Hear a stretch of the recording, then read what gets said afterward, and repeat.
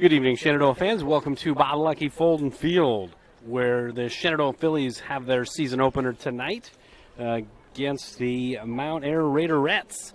The Mustangs are on the field right behind us at Harry Sparger Field. They'll be playing Mount Air as well tonight. Starting lineup for Shenandoah in left field, Jenna Burdorf. Center field is Cassidy Stevens. Right field, Caroline Rogers. And around the horn, at third base, Kylie Fouch. Shortstop, Abby Dumler. Second base, Lexi Shabam.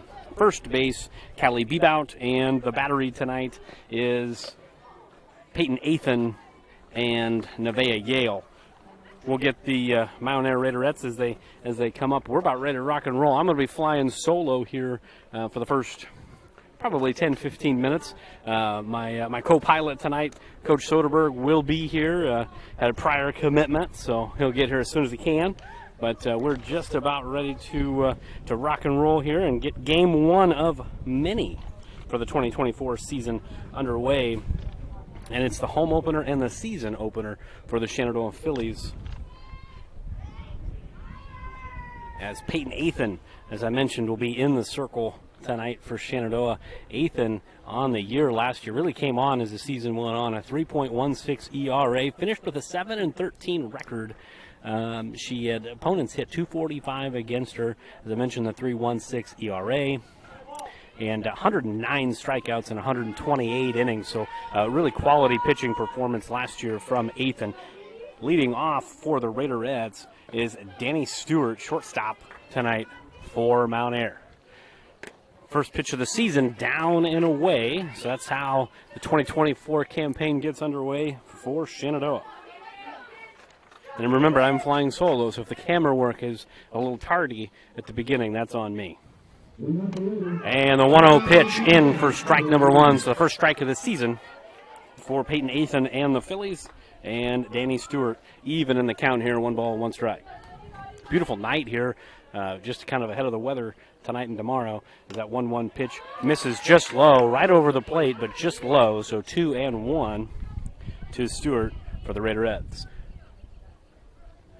We got some breeze, so any right-handed power hitters, the wind is blowing straight out to left field as that 2-1 pitch is swung on and missed. A little slap action attempted there by Stewart that came up empty. So now 2 balls and 2 strikes. But it's a pretty firm breeze out here tonight at Bob Lucky Folden Field. Probably about a 8 to 10 mile an hour wind.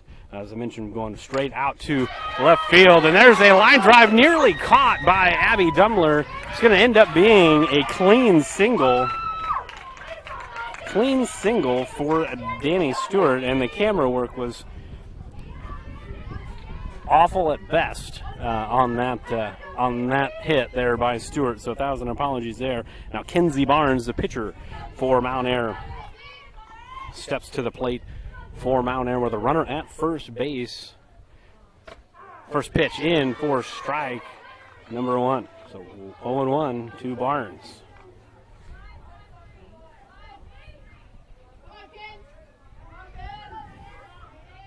Stewart's at first base for the Raiderettes. Barnes in the box, swing and a miss. Throw down to first, and Stewart is safe. So 2 balls and 2 strikes to count to Barnes. Barnes definitely behind on that 0-1 fastball. Stick with the gas here if you're Athan. 0-2 foul back towards us here. It'll stay no balls and 2 strikes. Again, Barnes definitely behind the cheese for Athan. Maybe a little elevation time here. Don't want to speed the bat up and throw something off speed. 0-2 fastball fouled straight back, and it's going to miss a card like it always does. So 0-2 the count remains. We'll do it again.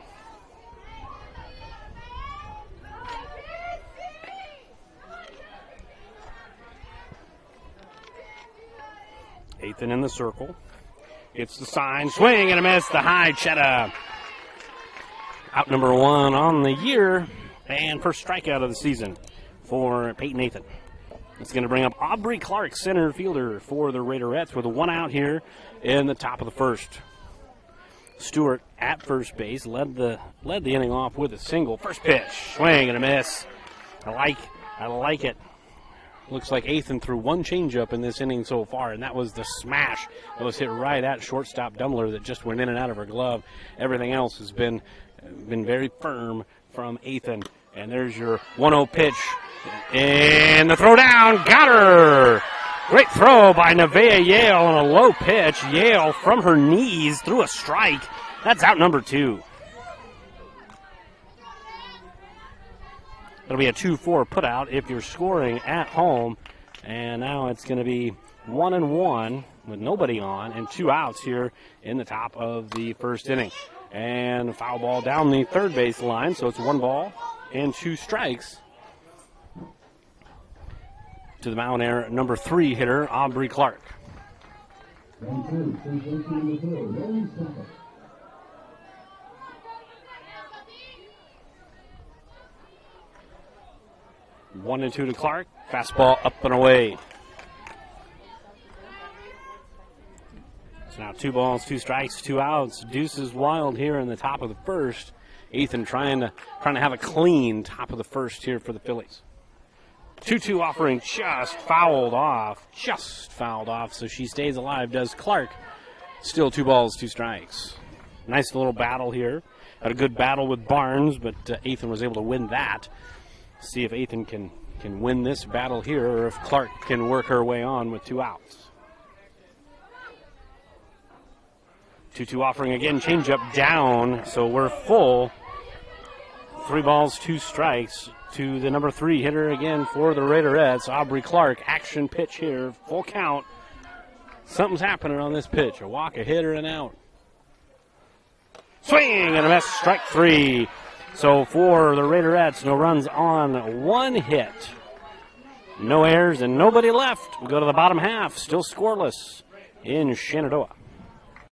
I would recommend anyone looking for employment to come here just due to the fact that we offer a warm environment. The difference in departments that the CMHI and CUSO also offer give you a wide variety of job opportunities. Some of the benefits I appreciate are the IPERS and the paid time off. Dental, health, vision insurance. I would recommend that you consider a career here because of the team atmosphere. Because you can make a difference in people's lives, and you can make a difference in the world.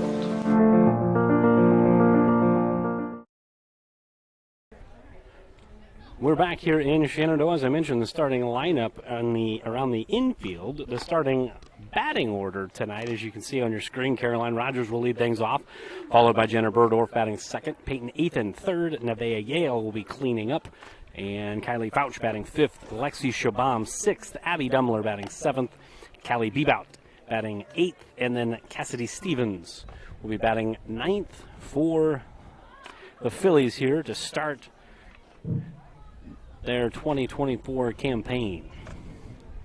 They'll be going up against Kenzie Barnes. Kenzie Barnes for Mount Air. Last year as a freshman, started 5 games, had a 2-2 record with a 6.44 ERA. Opponents hit about 260 against Barnes. She did have just 5 strikeouts in 20 innings, so not much of a strikeout pitcher a year ago. We'll see what a year does for Barnes, see if she's got a little bit more strikeout in her here tonight. Again, leading off the stolen base machine, Caroline Rogers, 37 for 37 a year ago in stolen bases. See if she can get her senior campaign off to a good start here tonight.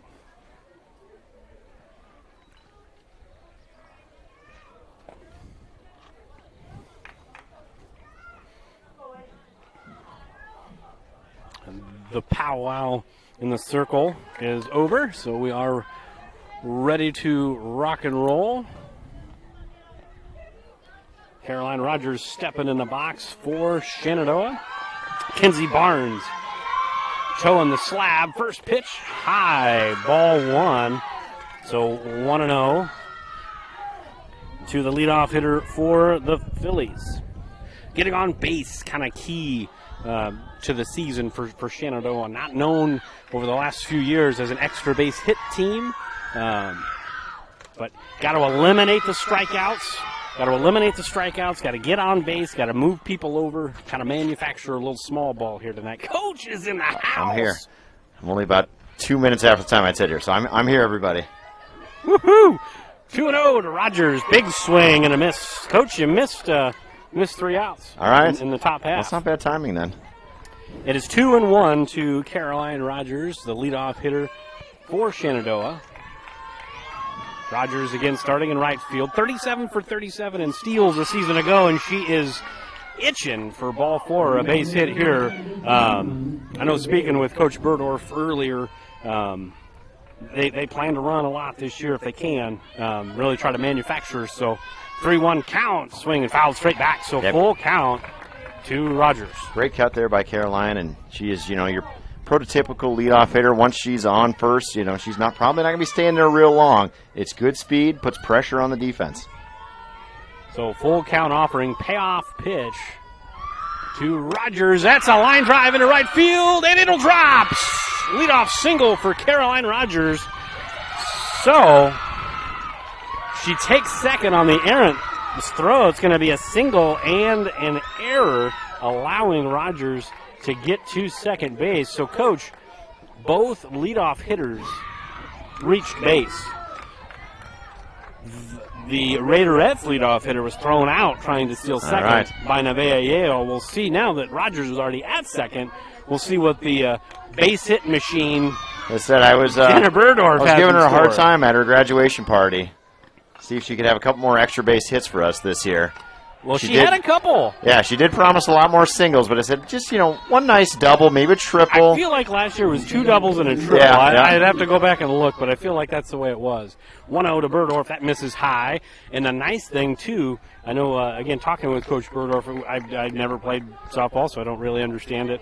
I mean, I do, but I don't. Like, having Caroline lead off gets her to second, makes it a little easier for the slap hitter to manipulate the defense a little bit, right? Because the threat of stealing third, well, Rogers is already there. Yes. No, and I said you can see here the first baseman's starting to pull in, looking for that slap hit. But if you can hit something right here at the third baseman, make her field, see if that defense will roll over for you.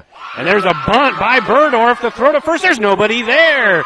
So base hit for Burdorf. So back-to-back singles by the table setters, which is what they're going to have to be all season long. Really, the top 2 for Shenandoah, they got to get on base and they got to allow that middle of the order to drive them in. Yeah, and fantastic there. Jenna just takes off, takes second base, forced Mount Air to make that throw down there. If they do, Caroline's going home to score that first run. So now we've got second and third, no outs, and right to the heart of the order. That brings up Peyton Ethan for Shenandoah, the pitcher tonight. She takes first pitch strike. So no balls and a strike to Ethan.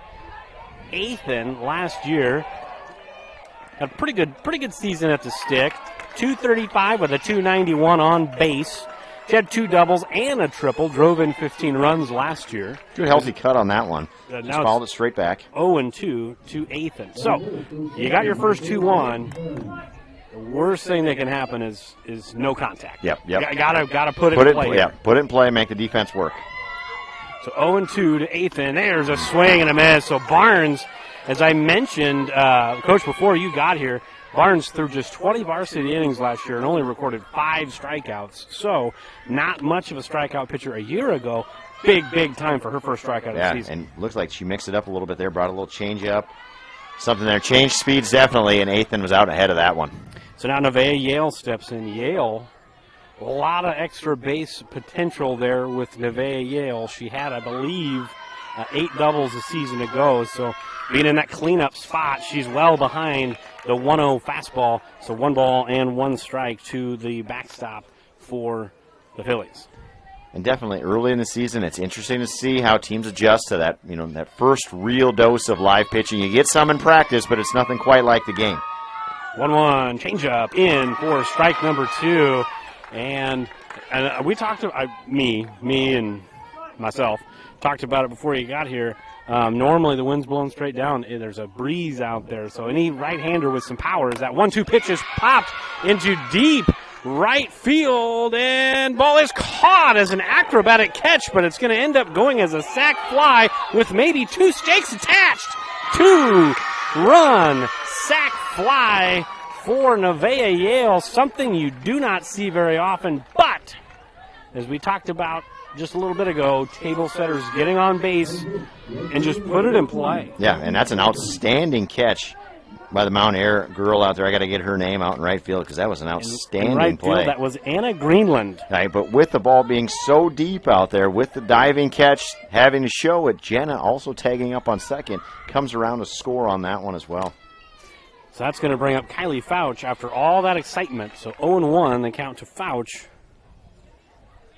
And Yale just hit it to the wrong part of the ballpark. Yeah, no, if she pulls that ball, it's probably gone. Yeah, that one's gone. That one's into the fans out there, and because she hit a moon ball that was touching clouds, but it was just going into the wind instead of with the wind. 0-1, change up. That's going to drop in. No, nice catch by Greenland. A really nice busy catch. Inning out there for her. Yeah, she had a nice inning. Almost had a third diving catch there earlier, so great inning by her out there. So right. For Shenandoah, 2 runs on the inning on 2 hits, no errors, and nobody left. We go to the top of the second, 2-0 Phillies.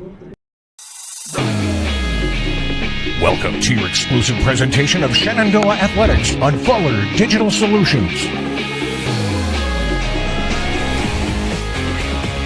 Now we begin our live coverage and hope you enjoy the broadcast.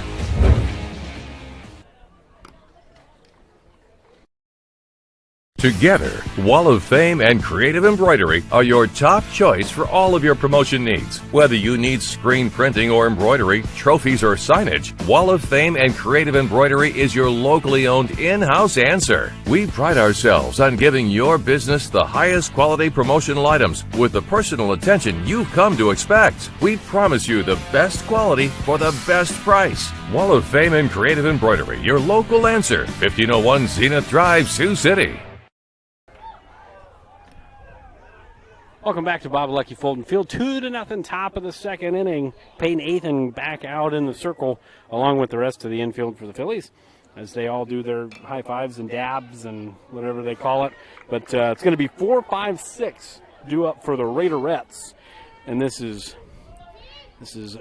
Brea Nickel leading things off for the Raiderettes as she swings and misses a healthy fastball and a healthy cut. It's one thing that Athan is really, like middle of the season last year, she's always thrown the ball pretty firm, but she seems to have grown that confidence in that pitch, throwing it any time and not afraid. As there's another one, swing and a miss. Good velocity on that one right there by Peyton. That was a great pitch. 0-2, the count to Nickel, the cleanup, the catcher. Both catchers tonight clean up. Yeah. See if Nickel rocking can do something the here. tools of ignorance and good hitters. There you go. 0-2, fastball, just missed, down and away. Yeah, not a bad spot there by Peyton. Just a little bit low. You might want to bring that one up just a little bit, but not a bad spot to miss if you're going to miss. 1-2 to Nickel. And there's a fastball, some high cheddar for strike 3. That is already strikeout number 3 for Athan. Yep, in a good spot there. Up in the count, elevates, see if the batter can get to it, and she could not. She brought the high velocity, and it looks like a pitch you can hit, but it's just too high, too fast to hit. That'll bring up third baseman Kenley Still. She steps in for her first AB, and that one misses just a bit high and outside. 1 ball, no strikes. One of those Bull Durham moments where you just say, hit the bull. It did, yeah. Hit the ball. Just a bit outside. What are you talking about? Just do it. Oh, that was a good movie. It is a fantastic movie. 1-0 pitch to Still, and that's just low. 2 balls and no strikes. For sport movies, I will take baseball movies. I think they go, pound for pound, the best movies out there are baseball movies. There's a few pretty good football movies, though. Yeah, yeah. 2-0, swing and a miss, well behind. Still made contact with that. We're going to need a new camera. She was way behind that one. That was coming our way. Yeah, that one, you get the better look at home now with the bars bent out of the way so you can see, but that one was coming right at us. That could have ended the stream. 2-1. That one is swung on and missed. And again, it's almost kind of like swinging underwater. If you're not ready for that or you don't see it, your barrel's getting through the zone and the ball's already in the net. Yeah, it's already gone. So 2-2 count from Ethan to Still. That misses down and in. Don't want to lose Still here. You have the advantage. It's a full count, though. Still can work her way on, get a one-out walk. And especially how far she is behind on the fastball. Maybe that spot, you just challenge her, see what you got. Throw it in there, see if she can hit it. Payoff pitch, swing and a miss. Strikeout number 4 for Peyton Ethan. This could be a thing tonight. Let's keep an eye on.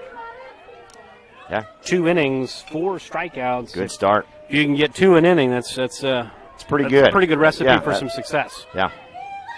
So Keely Wastany steps in. She is the first baseman tonight. First pitch, that's well upstairs. 1-0. I think one thing, if you're encouraged by anything, if you're Coach Burdorf right now, the command has been good. Yep. She's definitely brought a lot of strikes. Sometimes early in the year last year, she kind of got a little loose with her command. Yep. But that's a really good example right there. She throws one well up and away and then comes right back and finds the zone. Yeah, and a good pitch there. Get right back in the count. 1-1 now. And again, I think a big thing for her is just getting ahead tonight and just working at her own pace.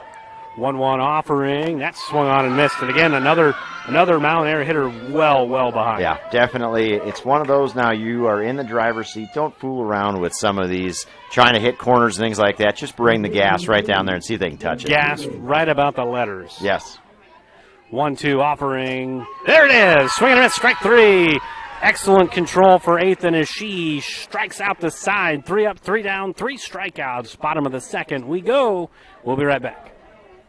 This very moment, a board-certified general surgeon will be leading her team in the removal of her patient's gallbladder. In this newly remodeled surgical suite, she'll use the latest technology and small laparoscopic incisions for a quicker recovery time. In a couple of weeks, the patient will have a pain-free and normal life again. These are the things that happen here every day. The new surgical center at Shenandoah Medical Center. Your health is our mission.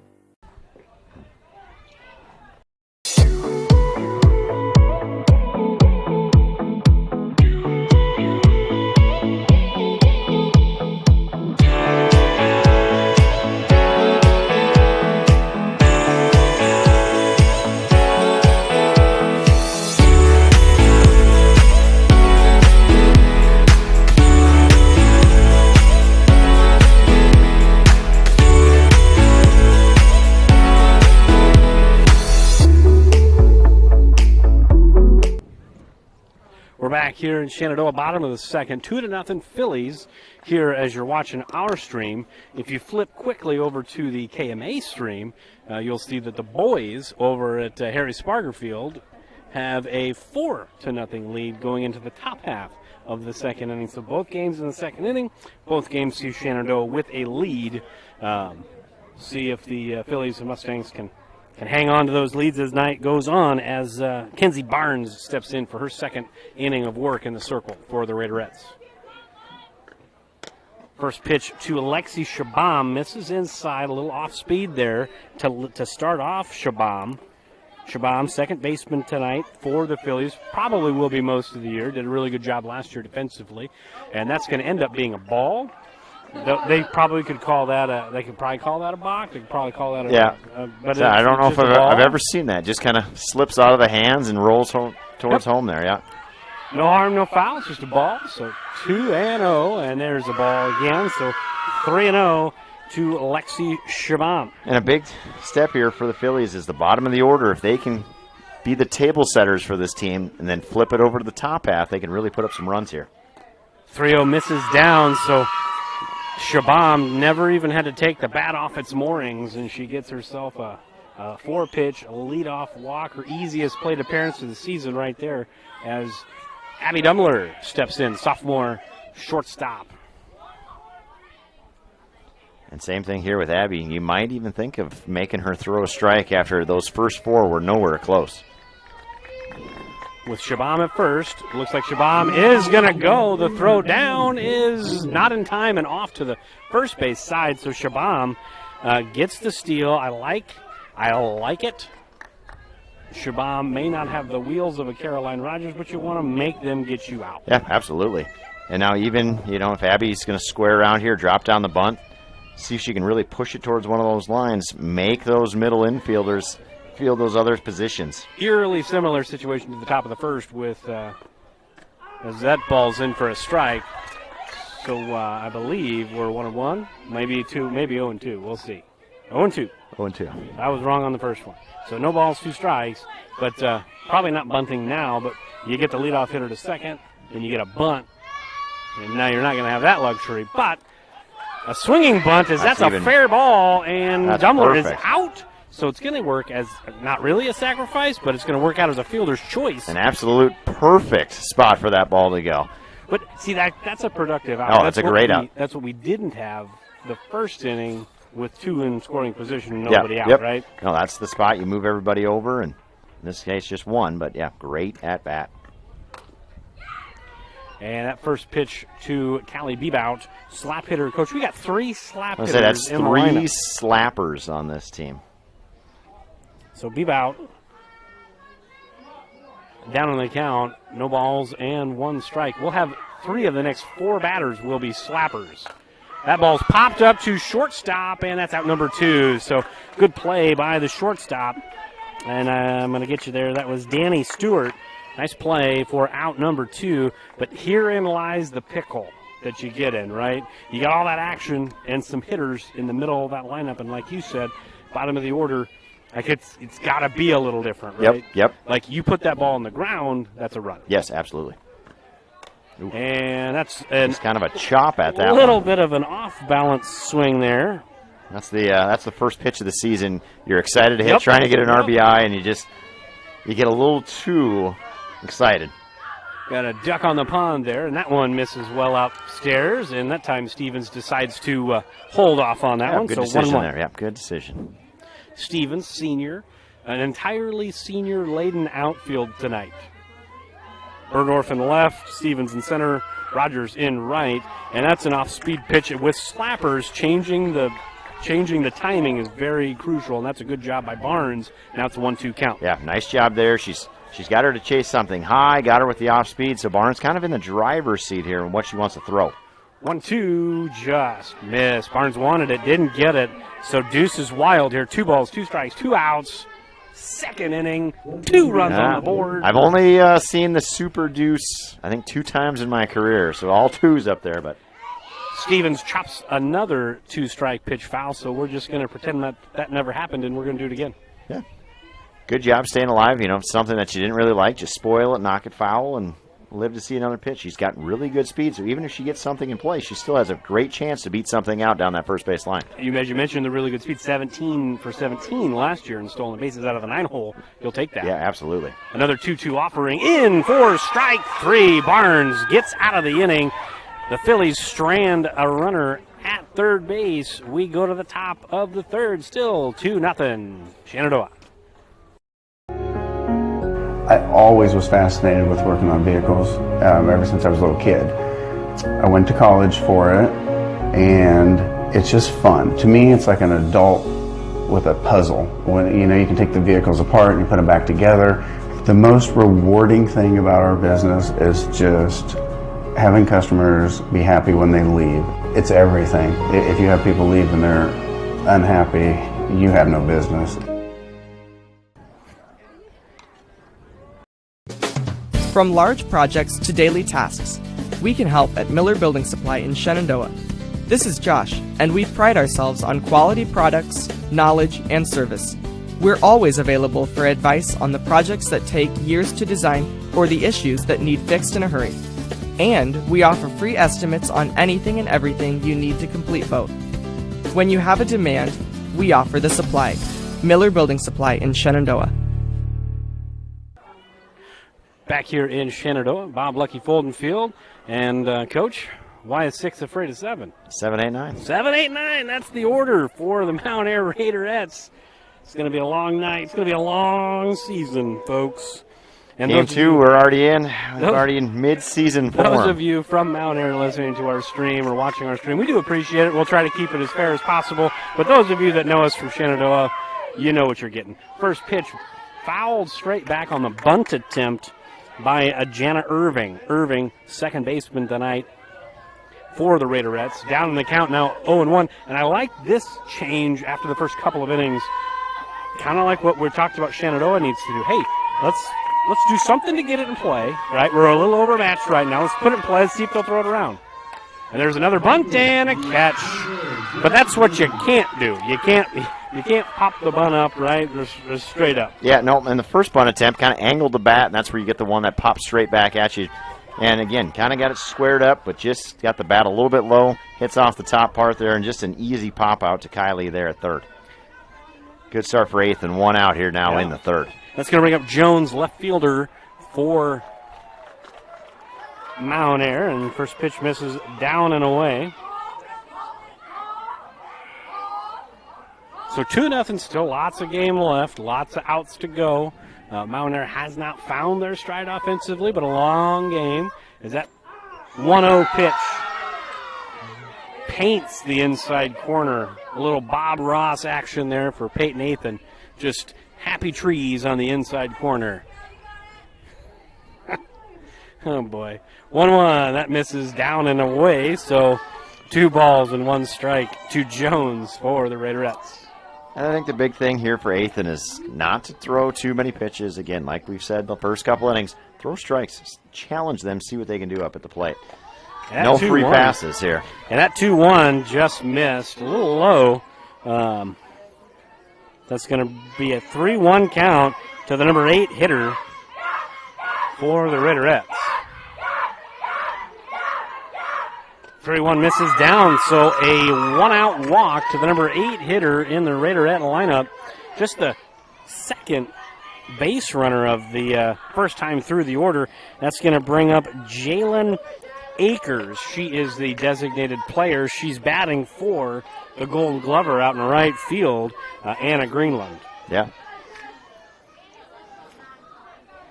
So Jones at first. Akers takes first pitch low. So again, bottom of the order. We talked about this. You just mentioned it. Challenge the hitters, right? Don't throw too many pitches. Well, you get 2 pitch out on a couple bunts, and then walk number 8. You're down in the count to number 9. Got to come with 1, and she did right there.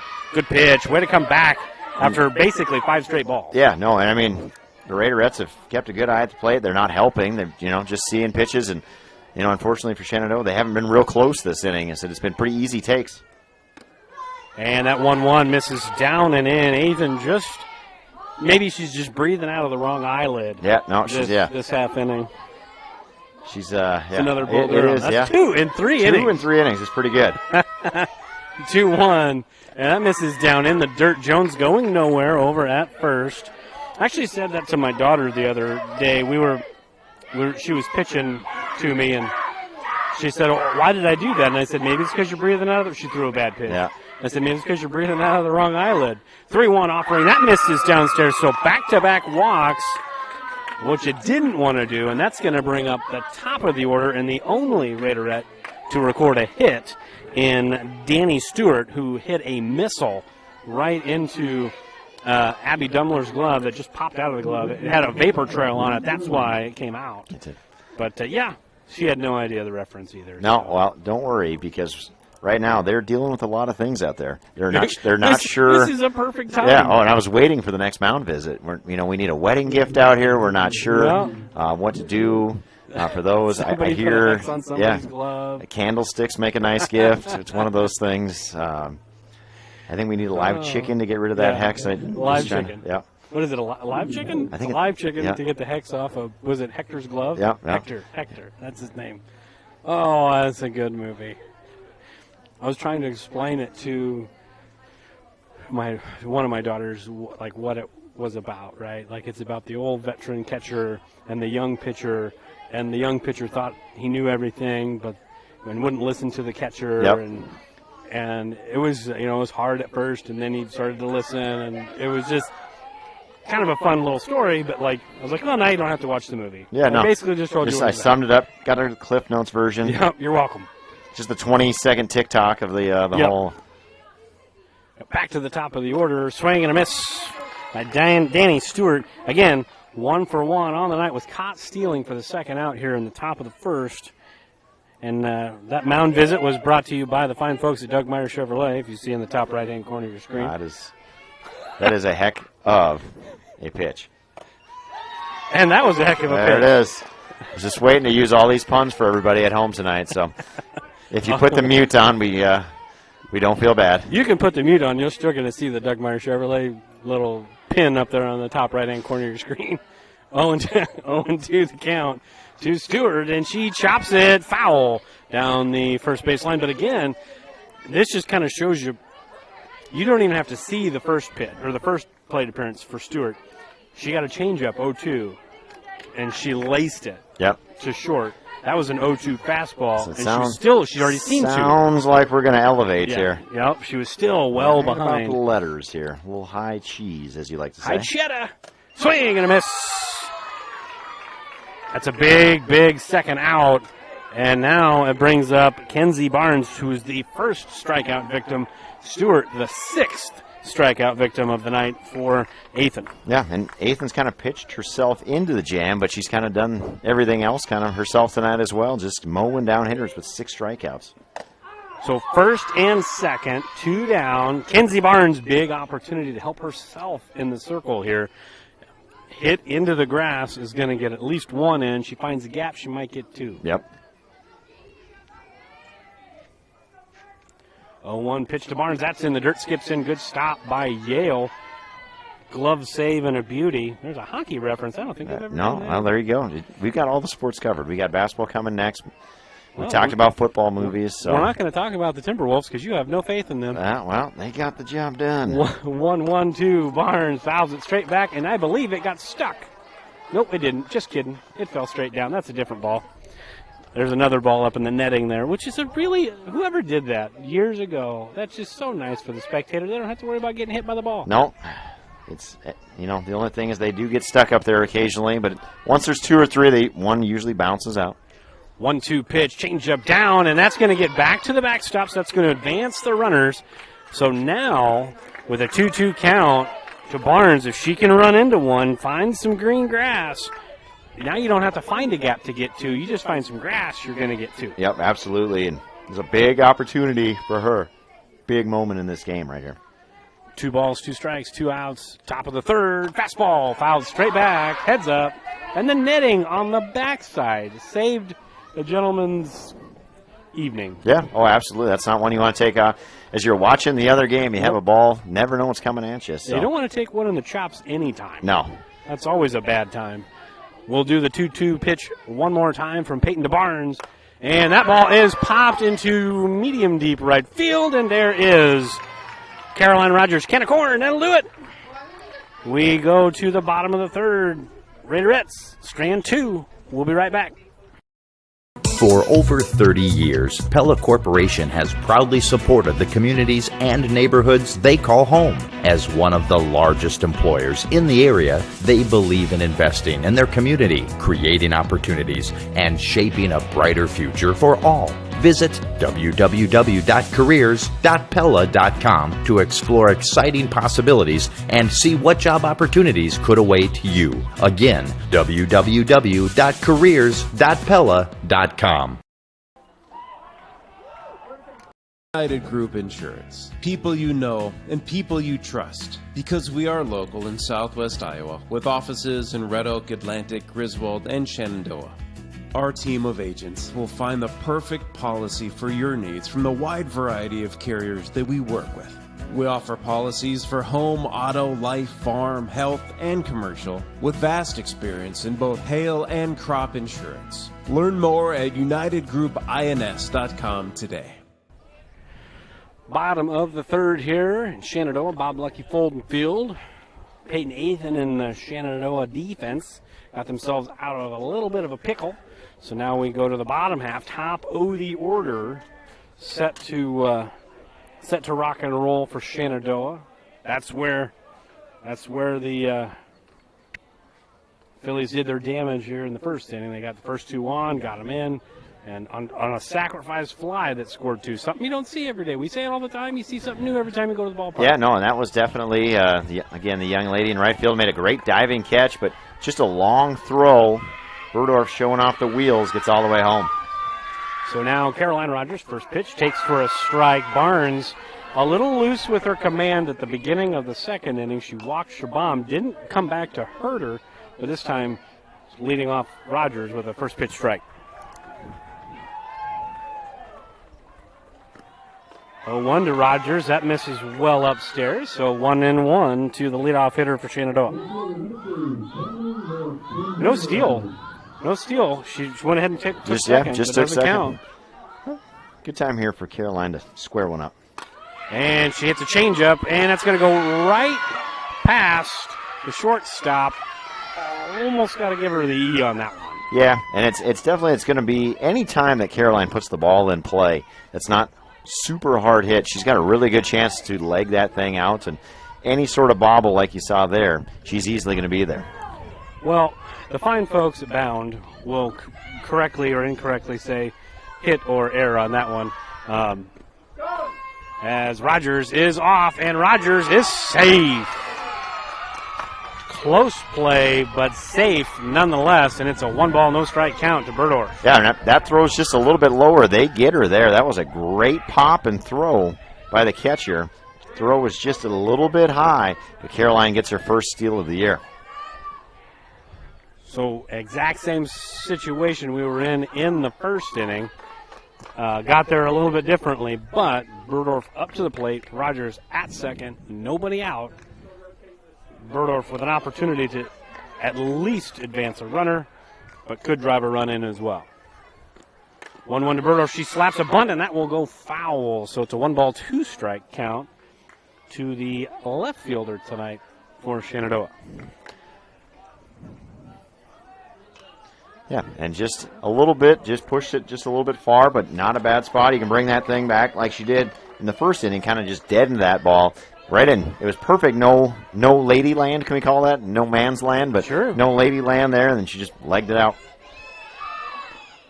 And that 1-2 pitch misses. A steal to third, and not in time, as Caroline Rogers says, you know what? If I'm not going to get a steal the first time, I'll just get 2 this time. Yeah, no, I got to make up for that. Got to keep those numbers up. Is it raining? It is not. What am I hearing? It might just be the chatter. Is it the grill? Just the chatter of the field here tonight. The sky is getting a little darker there to the south, but right now we're in good. All right, fair enough. We had a full count offering. Sorry, everyone. Full count to Burdorf. That missed downstairs, so she works the walk. She may just take second right now. Although, just kidding. She'll take it here in a minute. Although I never understand because they're not going to make an attempt to, unless they do like a throw to the cutoff shortstop or whatever. Like they're not going to try to get her out. So that's defensive indifference. So it should not count as a steal. No. Right? Because they're not even no attempt. Right? So does Bound count that as a steal? Well, Bound only counts what the human types in there. So okay, it's whatever. All right. Coach Burdorf's going to type in on that one. Hey, fair enough. And that is 0-2 to Athan, who's, again, eerily similar to the first inning. Runners at second and third. Nobody out. Athan, 2-strike count? No, they're going to say 1-1 count. Excuse me. Just kidding, everybody at home. 1-1 to Athan. This time she hits one right between the 5.5 hole. That's going to get one in for sure. And that is what they need. And Athan will take second on the throw home. So now runners at second and third. And Athan, 6 strikeouts so far. And now she's got herself a single with the stake attached. Yeah, great job of helping herself there. Drives that one out into left field. And now we're going to get a courtesy runner, so she gets a chance to rest before she comes back out to pitch. Well, and again, Nevaeh Yale hit one pretty hard, pretty far. Nevaeh Yale hit one pretty far. I don't know, maybe 8 to 10 feet away from the fence, right? Yeah, no. But for the most part, those are the kind of hits that you're going to get if you're Shenandoah. You're going to get a lot of singles, a lot of you might get a few line drives here and there, but this is kind of a singles team. Yeah, no, and this would be a big opportunity if she can find a gap here, easily score 2. But just something like we've talked about, put the ball in play and get yourself an RBI here. And courtesy running for Ethan is Brooklyn Maher, 8th grader. That is who's out at second base. 1-0, swing and a miss. Yale well behind that 1-0 pitch. God, it just sounds like it's raining. I think you're hearing things. You don't even have the headset on, so. No, I can't. I don't even know where I'm at half the time. 1-1 pitch to Yale, swing and a miss. Another off speed, well out in front. So, but still nobody out. Still a dangerous moment for Barnes. She's got to get through Yale here, and Yale got to put something in play. 1-2 offering, just missed. Good spot there. That was a good pitch. Everybody kind of stopped for just a second there just to see what the umpire was going to call, but just a little bit, maybe up and a little bit outside. It's kind of that thing we were talking about in the first inning, like you just got to minimize those strikeouts. And there you go. Put it in play, job. Get a run. Good scoop by the shortstop, throw to first in time. So 3 RBI for Yale, and she does not have a hit, and she's going to be 0 for 1 on the night, but with three stakes, and that's really what this team's going to have to kind of do until they've developed that power, is put the ball in play. Yeah, and a great piece of hitting there by Nevaeh. Just chops it towards the shortstop, run scores, and now we still have a runner at third, 1 out, with a chance to get another RBI here for Kylie. So Kylie Fouch, 1-0 the count to Fouch. She flew out to shallow right field her first time up, 0 for 1 on the night. But she's got an opportunity to pick up another run for Shenandoah, and that ball's in for strike number 1. Yeah, so 1-1 count here. You know, you're even up. See something that you like, drive it in there. Okay? And even if you don't get some of the outfield, put the ball in play, see if you can get yourself an RBI. Good speed at third with Brooklyn. Yeah, Brooklyn's got some wheels, so put it in play. Put it in play past the pitcher, you're going to score a run here. Yep. And you might even score a run if you put it in play to the pitcher if it's a automatic go, if they've got an automatic go play on, because she does have some wheels. 2-1 count to Kylie Fouch, and that's up and away, so we got a 3-ball, 1-strike count to the third baseman for Shenandoah.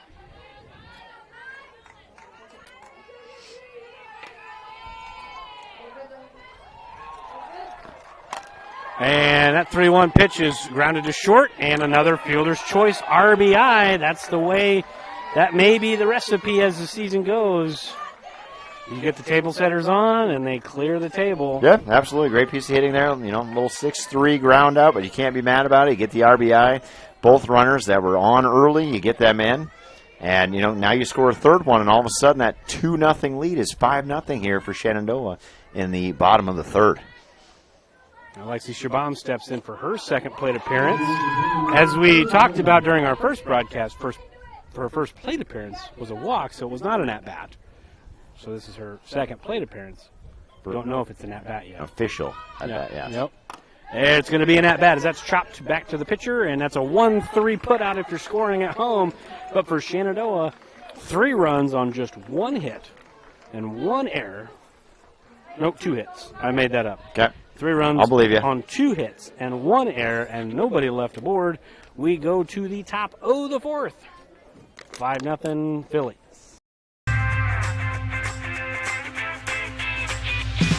Here it is. This is where my passion is my major. With more than 80 areas of study, dozens of clubs and activities to choose from, and advisors who ask the right questions and offer support, it's easy to be you at Iowa Western.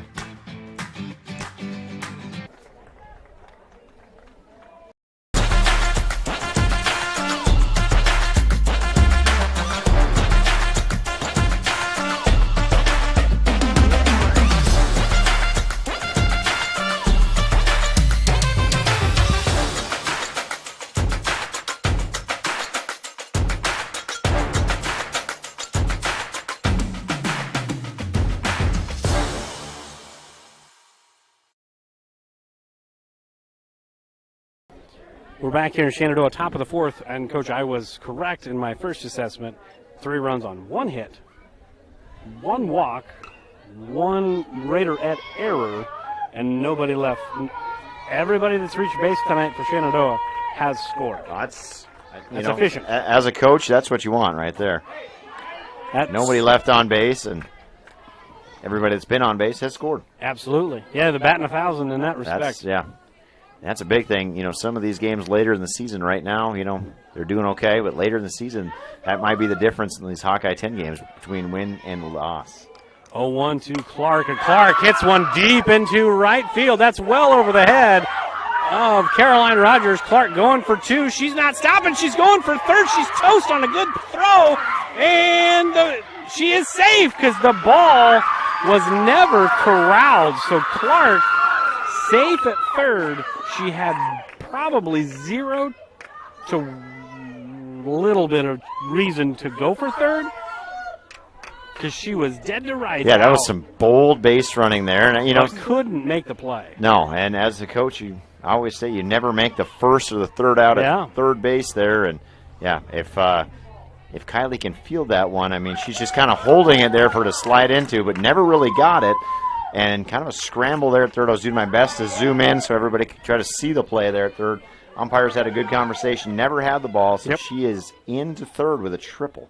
That's going to bring up Nickel, the catcher for Mount Air, and this is definitely the biggest threat for Mount Air so far tonight. Early in the ball game still. We're still just on the top of the 4th, not quite halfway through, but haven't had a runner past 2nd so far until now.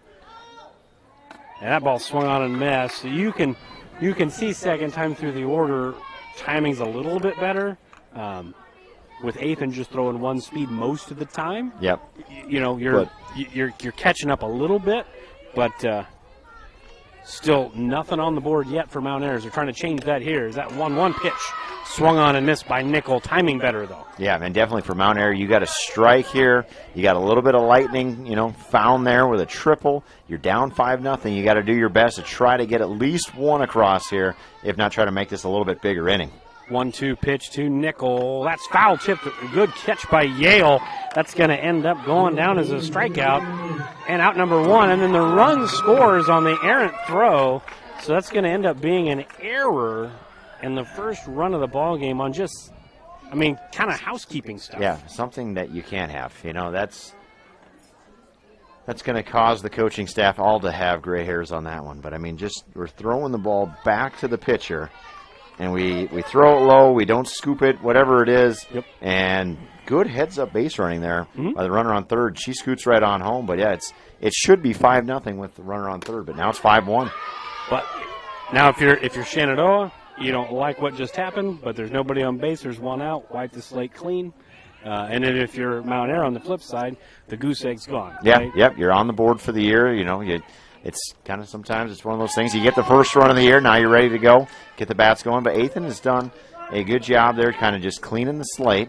Comes back with a strikeout. We have the blunder there, throwing it back, and now she's ahead 0-2, trying to get right back in and get another strikeout. 0-2 to Kinley Steele. That's in for strike 3. That's the 8th punch out of the night. Still on pace to an inning. Yeah, no, and that's a fantastic job. And maybe that's one of those moments you're a little bit disgusted with yourself, a little bit angry, and you kind of channel that in. You focus in a little bit more, and you're just going to go get it yourself here. That's going to bring up Keely Wastany. Wastany is 0 for 1 tonight. She has a backwards K on her ledger. Backwards K for those at home, Coach. Not swinging, just looking. Not looking to buy anything, just looking at good pitches. It's like going into the gap. Yeah. Can I help you with anything? No. No, just looking. Just looking. The buckle. Maybe the buckle. That's worse. Yeah, when you were a kid, you ever go into the buckle? You ever play the buckle game when you try to go to the back wall and touch the wall and come back before anybody talked to you? Well, there was many spots. My favorite thing to do is just find a chair. Having an older sister, she was all about all those stores back in the early 2000s and things like that. So I was very good at finding chairs to sit. Wastany swings and misses at the 2-0 offering, so now 2 balls and a strike. That was always fun when you go to the Mall of the Bluffs. That dates me because the Mall of the Bluffs isn't a thing anymore. 2-1 is up and away, but we would occasionally go into the buckle and we'd all kind of go separate, right? Like one in the middle, one on one side, one on the other side, and you'd try to walk back to the back wall, touch it, and go out of the store without anybody asking you if you need any help. 3 balls and 1 strike is taken, so now we're full, because they were just notorious for just being all. Oh, yes, no, and that's one of those things. I feel that way all the time. I walk into a store and instantly they're on you, and I'm like, oh, I just want to browse. Give me a minute. I'm not sure what I want. Full count offering, called strike 3. That is outnumbered 3, so 1 run, 1 hit, 1 error for the Raiderettes. We go to the bottom half, 5-1 now. Jim Hughes Real Estate has been a family-owned business since 1973, serving Iowa, Missouri, and Nebraska. Our experienced sales staff is eager to work for you. We look forward to offering you the best in personal service to meet all of your real estate needs, including residential, commercial, land, new construction, and auction services. Visit our website at jimhughesrealestate.com. Our website is updated daily. That's jimhughesrealestate.com. I would recommend anyone looking for employment to come here just due to the fact that we offer a warm environment. The difference in departments that the CMHI and CUSO also offer give you a wide variety of job opportunities. Some of the benefits I appreciate are the IPERS and the paid time off. Dental, health, vision insurance. I would recommend that you consider a career here because of the team atmosphere. Because you can make a difference in people's lives, and you can make a difference in the world.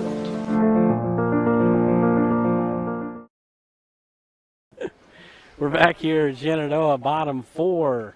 Mount Airy got within slam range, Coach. Big half inning for them defensively. You got to run back.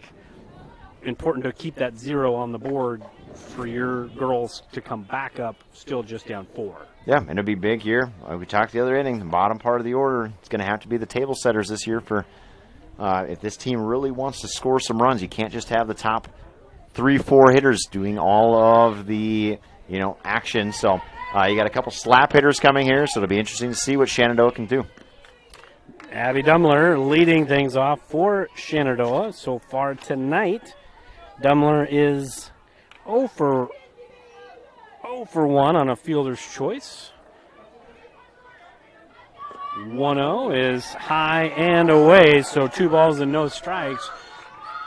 As Barnes into her 4th inning of work, she's given up 5 runs on just 3 hits, 1 error, so an unearned run by our account. As that 2-0 pitch swung on and missed. Probably not the ideal 2-0 pitch to have a hack at. Yeah, no, you don't really want to be chasing after that one. She's gonna, but as a pitcher, if you can get her to swing at that, even better for you. 2-1 now, and that's upstairs. So could have been ball 4. It's still 3-1, still up in the count. Yep, still in the driver's seat here, but you got to lock in, look for the fastball, find the spot you like, and take a good, healthy hack at this thing. 3-1 from Barnes to Dumler. That's popped straight up the elevator shaft, and that's going to be dropped. That's going to go down as, believe it or not, an error. And now we got a full count, and Dumler, she should not be on first. That's a foul ball. There we go. Nope. A lot of craziness. There we got it. We're a full count offering. We're going to do it again, but that's going to go down as an error. Yeah, and only the interesting question was there. It hit her glove, landed, and then rolled right on the line. She picked it up when it was on the line, and then Abby was unsure if it came back into fair territory, but with the ball hitting in foul there. And a payoff pitch, we'll have to do it again, as that's a great catch by the gentleman over there by the tree. I don't know who it was. Now we're going to get it. We're zooming in. He avoided the catch water of the day. hazard. Catch of the day. We're getting him on camera. Man. Da-da-da, da-da-da. Take a bow, sir. Take a bow. That's phenomenal. Take a bow. Probably should have counted as an out. That was a really good play. Yeah, that was an absolute outstanding. I could see him running after that, tracking it. Has to have some baseball experience in his past. Absolutely. Well, that was the most entertaining walk of the night so far. A lot of action on that, yeah. A lot of action on that There's walk. a lot of moving parts just to get a walk down to first base. So Dumbler at first has some pretty good speed, state track qualifying speed in the shuttle hurdle. It's going to bring up Callie Bebout, and again, foul ball on the slap attempt. Now, this time, like Callie did her first time up, as a slap, she hit it in the air. You're wanting to definitely put this one on the ground. Yes. Either take the pitch, let Abby give it a chance to steal, or put the thing on the ground. Maybe you can get 2 bases here instead of 1. Yeah. Right? Abby just keeps going. And there's a swing and a miss. Throw down is not in time, even though I would argue if you zoom in on that, watch that back in slow motion, I don't know if Abby actually touched the base before she got tagged. I think she touched the foot of the shortstop. Okay. Before she got her hand to the base. Before she got her hand in. But for Shenandoah is the favor. 0-2. That ball's popped straight up and hits the top of the fence. Check that ball for scuffs. Yeah, that's impressive to hit the top of the chain link fence on that one. But on purpose. Yeah, nice job, though. Battling in here, seeing pitches, see if she can find something that she can put in play and get the runner over to third. So now 1-2 offering from Barnes. That's on the ground, and that's going to be runner interference. Absolutely. So Abby Dumbler will be out. She'll be out for a runner interference, and Callie Bebout will be safe, but it will be a fielder's choice and not a hit or an error. Yep, so you have to give the opportunity to make the play on that one. A lot of times you'll see the base runner hop or just stop a second, but you have to give the right of way to the fielder to come field that ball. She didn't. You can see the collision there, and that's what causes the error. And so that's an automatic out. So now Cassidy Stevens will step in. Bebout not as fleet of foot as Abby Dumbler, so you're probably not going to see Bebout on the move, but you still have a slapper here. Just want to be careful not to hit yourself into a double play if you're the runner. As Nickel picks the ball up for Mount Air and throws it back to Barnes, it's 0-2. And Nickel's had a good arm. She's almost caught multiple runners here tonight. And, even... Oh, we're getting a late. Lindy Green. Okay. Are we just getting a straight pinch runner here, or? Looks like a pinch and a re-enter or a pinch and a stay. Okay. Because they both play first. All right, We'll see how that plays out. So not a courtesy situation with the first baseman on there. That's only pitcher, catcher, and probably designated player that have the opportunities to run into that. So it'll be interesting to see what we put on here. If Coach Bergdorf's got a plan with 2 strikes, if Lindy Green's going to be going 60 feet here on this first pitch, or just trying to get her a little experience in this first game. So 0-2 the count. Now Green at first base as Bebout hustled off. 0-2 to Cassidy Stevens, who on the night is 0-for-1 with a strikeout looking in the second. And Green on the move. Green is toast. Great throw. As you mentioned, Nickel has been close. Well, this time she got her. Yeah, and that's one of those situations. You have an 8th grader in the game who's a little unsure. Kind of took a stutter step there, leaving first. Didn't slide, but just one of those that you got to be full committal if you're going to be stealing bases here on the varsity level. It's no longer junior high where you could probably just coast into some of those steals. You got to be booking it. And things will get better, right? I mean, for everybody, but things will get better. It's 2 balls, 2 strikes to count, and swing and a miss. So good job by Barnes and company. A little bit of help from Shenandoah, a couple of base running mistakes, base running blunders, but Mount Air made some plays too to get out of the inning. We go to the top of the 5th, and it's still 5-1. Welcome to your exclusive presentation of Shenandoah Athletics on Fuller Digital Solutions. Now we begin our live coverage and hope you enjoy the broadcast.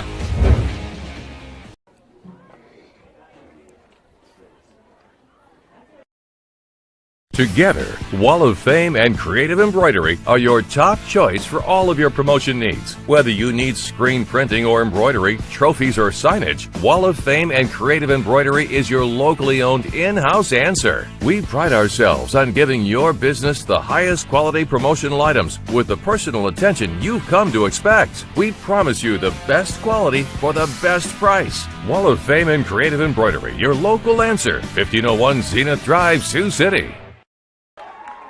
We are back here in Shenandoah, just about ready to start the top of the fifth. So score update on the game behind us. It is the top of the third. Shenandoah on top 7-0 in the boys' game, but just in the third, we're already in the fifth. Yeah, and it's 5-1. And that's the second time. And now Mount Air over on the baseball side has the bases loaded and 1 out. So they've got something interesting possibly happening over there. Smells like runs. And not just rain, not just also rain. runs. I saw something today where the gentleman on the tickety talk is from Britain, and he's in the United States, and he's baffled by the. He didn't know it was going to rain, and as that 0-1 pitch misses down, he didn't know it was going to rain, and somebody had commented you couldn't smell it. Yeah, wasn't. And he said, well, how do you Americans smell rain? I just thought it was fascinating. It's a small world, right? Or it's a big, big world, and we're just a small, small part. As we get a little conference at the Mound, I think they're going to talk about what's for school lunch tomorrow. Yeah, and the only thing I saw on that one was Ethan kind of had a little bit of a, I don't know, just maybe a cleat got stuck, but kind of just had an extra hop after she threw it and almost kind of tripped herself. And making sure everything's okay. Yeah, Yale going out there, just making sure everything's fine. I think Ethan's kind of just laughing it off, kind of just one of those things. And that 1-1 pitch misses down. And if you are in left center, if you're in left field, please shut your lights off. Sorry. They're never going to watch the stream. They're at the game. Yeah, they're leaving.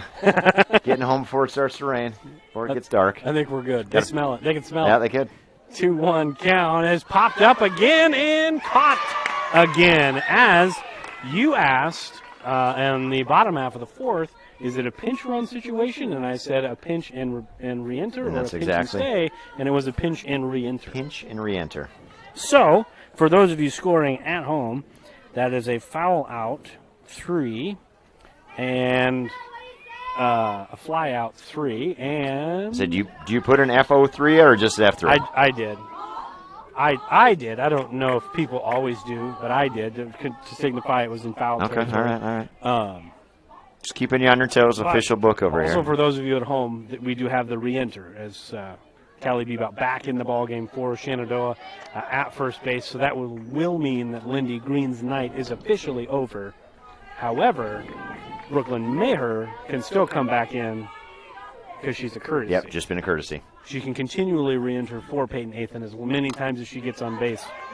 As we're learning lots of rules as that 1-1 pitch is fouled off to the right by Jones, right fielder, or left fielder rather, for the Raiderettes. She reached the first time on a walk, but now she's still up in the count, 1 ball, 2 strikes. Yep. Well, I had to get into the rule book after one of my former teaching partners gave me a hard time for not knowing all the ins and outs of the rules here in softball last year. We were confused, and so I got a hard time. I won't mention her name, Jackie Holste, but what were we confused about?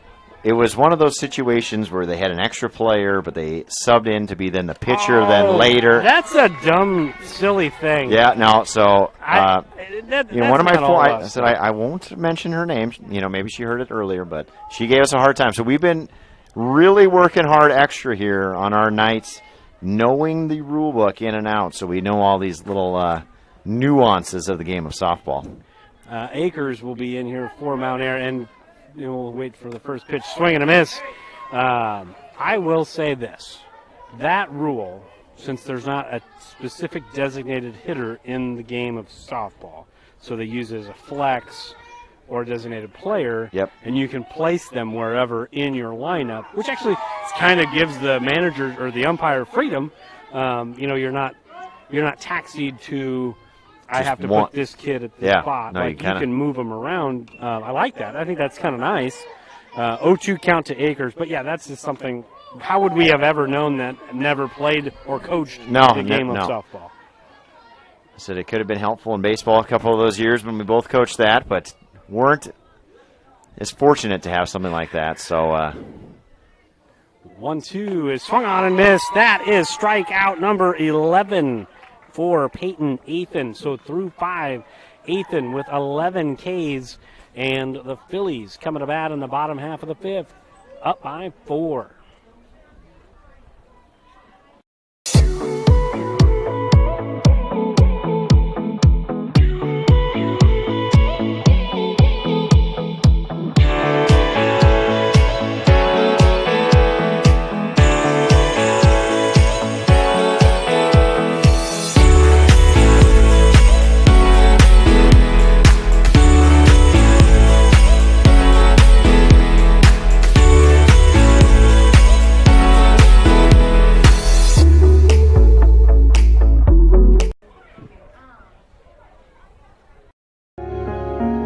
I always was fascinated with working on vehicles ever since I was a little kid. I went to college for it, and it's just fun. To me, it's like an adult with a puzzle. When you can take the vehicles apart and you put them back together. The most rewarding thing about our business is just having customers be happy when they leave. It's everything. If you have people leave and they're unhappy, you have no business. We're back here in Shenandoah. A new pitcher in the circle for the Raiderettes. It'll be Keely Waston. She was at first base. It looks like going to be Akers will be coming into play. That's not Akers. Barnes will be going over to play first. So just a straight swap, 3-1. Straight swap. Makes it easy. No designated players or flexes. Makes things easy on us out here, and so we appreciate those things. We like the easy calls. It's the end of the school year. Everyone's a little frazzled at this point, so we like easy things. So this really sets up for a really big, as the course of this game goes, a really big next full inning. The bottom half of the 5th and the top of the 6th. Both teams have the top of the order due up next. Yeah. So Shenandoah right now, Rogers, Burdorf, Athan, and that's where they've done their damage, and throw Yale in there too. That's where they've done the damage. And then for the Raiderettes, the top of their order, you would figure the most potent part of their order, if they can somehow shut Shenandoah down, you're only down by 4, get something going. Yep, and big spot here for Caroline. So Wastony in for the Raiderettes. She throws first pitch fastball upstairs, maybe a little more firm. Yep, got a little more velocity on that one. And so, good spot there as a leadoff hitter. Look at that first pitch, see what she is bringing. And that's 1-0 in for a swinging strike. Rogers even the count, 1 ball, 1 strike. Rogers reached base twice. She is 0 for 1 unofficially. Sorry, I'm sure that'll be a hit. That's going to be a worm burner to first. Barnes a little 3 unassisted for out number 1. So a really good start on the let's make a comeback trail. Absolutely. Keeping Rogers off the base. And that's one, anywhere else in the infield, Caroline's got a chance to run that thing out. You hit it right at the first baseman. She has to take 3 steps. You can't outrun that. Now Burdorf. She's taking a ball, and she is 1 for 1 with a single and a walk, and she has reached and scored both times. All right, now I've got to make this observation here. I noticed this yesterday not last week in the boys' game, and now I've noticed it in the girls' game. White cleats, a lot of white cleats. So maybe someone can phone in to us. Is that the new style? I'm out of my styles on cleats, but most of the Shenandoah girls and boys white cleats this year. I don't know if I don't know. I don't even see those are the things I noticed off to the side. Like, I was always a red cleats person myself. So I've got 2 kids that both play. One has white and one has a different color. So but then again, I think for volleyball they have different. They don't always have to have white shoes. Oh no, I guess but maybe just for baseball, softball. Well, that's what I've noticed. I always used to be kind of black shoes, I guess, and a few odd and even ones, but. As Burdorf will slap that 3-1 offering foul with 1 out here in the bottom of the 5th. I would argue that the black shoe movement was run specifically by the parents. Oh, probably. And then the white shoe movement is being specifically run by the kid. Oh, I yeah. don't have to clean those shoes. No, I absolutely understand. I love the white shoes, but just playing on a baseball, softball field, those things cannot stay pearly white real long. Absolutely. Full count offering and swing and a miss. A rare thing these days as Burdorf goes down swinging 2 outs. Really good job going through the top half of this order the third time through with a new pitcher, Wastany, and that's going to bring up Ethan. Yeah, and that's a fantastic job keeping those two off the base paths as they have been a part of 4 of the 5 runs here for the Phillies tonight. Now Ethan steps up. She is 1 for 2 on the day. 1 for 2 with an RBI, and she's got 11 Ks in the circle. That's a one-hop liner, throw from the knees, and got her. Great play by Jenna Irving to end the inning. So Mount Air got what they needed. We go to the top of the 6th. Their opportunity to come back maybe this half inning. We'll be right back. From large projects to daily tasks, we can help at Miller Building Supply in Shenandoah. This is Josh, and we pride ourselves on quality products, knowledge, and service. We're always available for advice on the projects that take years to design or the issues that need fixed in a hurry. And we offer free estimates on anything and everything you need to complete both. When you have a demand, we offer the supply. Miller Building Supply in Shenandoah. For over 30 years, Pella Corporation has proudly supported the communities and neighborhoods they call home. As one of the largest employers in the area, they believe in investing in their community, creating opportunities, and shaping a brighter future for all. Visit www.careers.pella.com to explore exciting possibilities and see what job opportunities could await you. Again, www.careers.pella.com. Welcome back here to Shenandoah. We go to the top of the 6th. It is 5-1 Phillies here at Bob Lucky Folden Field.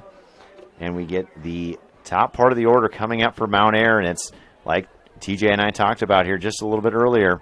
Mount Air had the shutdown inning of the top part for the Phillies. Now it'll be interesting to see what they can do here going into this inning. Good job. Yeah, I'm working on it. Been taking notes. That was good. I appreciate it. I was texting. So see, that's just the way we're earlier in the game, and nobody else knows this. Earlier in the game, he was trying to get the name of a player from Mount Air, and I went ahead and just said their name randomly. And it was perfect. So it was just because he was pointing, and I didn't know what he was doing. I was trying to get him to say, I need place 2, the catcher, but and then quite get he just now saw that I was doing something real quick, and we came back from it's teamwork right there. Teamwork makes the dream work. That's what we do up here. As the 0-1 pitch misses down to the top of the order, that is Danny Stewart. She is 1 for 2, singled, and was caught stealing in the first and struck out in the third. Big half inning for both Ethan and the Phillies and the Raiderettes. That's a swing and a miss. That had some tailing action to it there, kind of almost like a cutter, kind of going away from the righty. Yeah, and that's one of those things I got to study. I'm not really sure how to get that extra movement on a softball. Never worked much with that. But, yeah, kind of a good pitch, kind of tails away from the hitter, and that was a great spot. 1-2 is fouled heads up, and everybody's okay. No cars were hit in that one either. Nope. One of the dads out there's got to work on his vertical leap. We can get him on the Vertimax so he can get up to catch that one next time, but made a good effort, I'll say that. So we'll do that 1-2 pitch again, and this time it's a swing and a miss. And that is number 12 for Peyton Ethan tonight. So if anybody has the record, we were wondering that earlier. What is the single-game Shenandoah Philly strikeout record? Our guess was something 15, 16, 17. I said 21. And TJ went with 21. I said something a little bit less, I guess, but if anybody out there knows, we would appreciate, letting us know. We've got a tally going on in here, so. And if they do win, Coach Burdorf tends to come up. Well, yeah, we'll test his knowledge. Have to ask, regardless of where it is, so that we know for later. I mean, if it's like 37 or something crazy, like it went into like 22 innings or something like that. Okay, but at least we know. Yeah, we have an idea. I feel like that's not on the board, like out in the hallway. a think single so. game No. strike, maybe like career. I would say career and all or like that, a season, but yeah. but not a single game. I don't think that's there. It probably is. I just have never looked. 3-0 the count to Kenzie Barnes. She's 0 for 2. She flew out to right field her last time up, struck out back in the first inning, but if she can get on, Aubrey Clark, who laser beamed a triple into right center field her last time up, is on deck. And that 3-0 pitch is a get me over fastball. Nice job by Ethan to get back in the count. Yeah, and she's had a couple of issues with walks and kind of got herself into some trouble earlier, so it's a big spot here. Just force the hitter to put the ball in play. 3-1 is in for strike 2, so we are full. We talked about it during the boys' game the other night, like whenever my pitchers ever got to 3-0, it's like, hey, just get one. Yep. You know, okay, now you get one, okay, now get two. Yeah. Like, it's one at a time. It's a little bit more manageable, I think, Yep. just one at a time. So payoff pitch is belted into right field. That's going to be caught snow cone style by Caroline Rogers. That was a line drive, but kind of felt like it just kind of died. It had some velo coming off the bat, but just kind of lost steam about halfway out. It looked Yeah, and like to me. there's a little bit of breeze, but I don't think that knocked it down a whole lot tonight. The flag's not necessarily, blowing straight down, as we say. It's still blowing out to left, but not as ferociously as it was at the beginning. No, and so just a nice play there. So now 2 outs on a really nice play by Roger. If you asked her, she'd probably say never a doubt. Can of corn, right? But we have a wardrobe malfunction. Yeah, we've got but a broken belt here. From my perspective, it looked like Rogers was like me, thought it was going to be a little further back. She was running back and then kind of stopped, and it carried had that last little carry that and last kind of snow-coned it a little bit. Yeah, nice play there to track that one down, and things feel a lot different. Now you've got 2 outs, nobody on, instead of 1 out.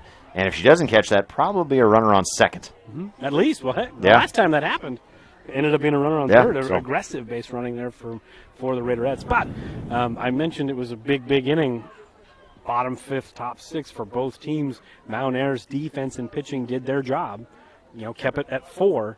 So far, Shenandoah's defense and pitching has done their job. Ethan still has some work to do, but 2 outs, a 1-0 count here, and looks like crisis averted. Everybody's okay, and Aubrey Clark will resume her at-bat, her plate appearance, and up an account. 1 ball, no strikes. Yeah. Nice job there by Coach Burdorf to pack an extra belt. It's always got to be like in the med kit. A little bit of everything. Yeah, exactly. Never know what you're going to need. 1-0 is called strike 1. I would think you always have to have an extra jersey. You always have to have at least one. You always have to have an extra pair of pants. Always, just in case. Yeah. Right? In case something bad happens. There's usually an extra glove or 2 in there. Yep. 1-1 is down, and a nice little scoop by Yale, but it's a 2-1 count. Ethan does not look tired at this point, right? She's done a really nice job. Managed the pitches, hasn't thrown a ton of pitches to this point. 2-1, swing and a miss by Clark. Now it's all even up, 2 balls, 2 strikes. And, maybe has lost a little bit of velocity as the game has gone on, but she's still bringing some pretty good velo up there. The Limburger? The Pepper Jack? The hitters are I've been behind all night. You don't know how to handle it sometimes. No, just random things. Yeah, it just caught me off guard on that one. Wasn't quite ready for the Lindenberger. Cheese. Yes, I got it. I said I wasn't quite expecting the Swiss, the Lindenberger, though. I could say pimento loaf, but that's just gross. Not 2 balls, 2 strikes. We do it again. That is a ground ball to shortstop. Dumbler to beep out in time. So a 6-3 put out. We go to the bottom of the 6th. Still 5-1. We're zipping along here. We'll be right back. United Group Insurance. People you know and people you trust. Because we are local in Southwest Iowa, with offices in Red Oak, Atlantic, Griswold, and Shenandoah. Our team of agents will find the perfect policy for your needs from the wide variety of carriers that we work with. We offer policies for home, auto, life, farm, health, and commercial, with vast experience in both hail and crop insurance. Learn more at unitedgroupins.com today.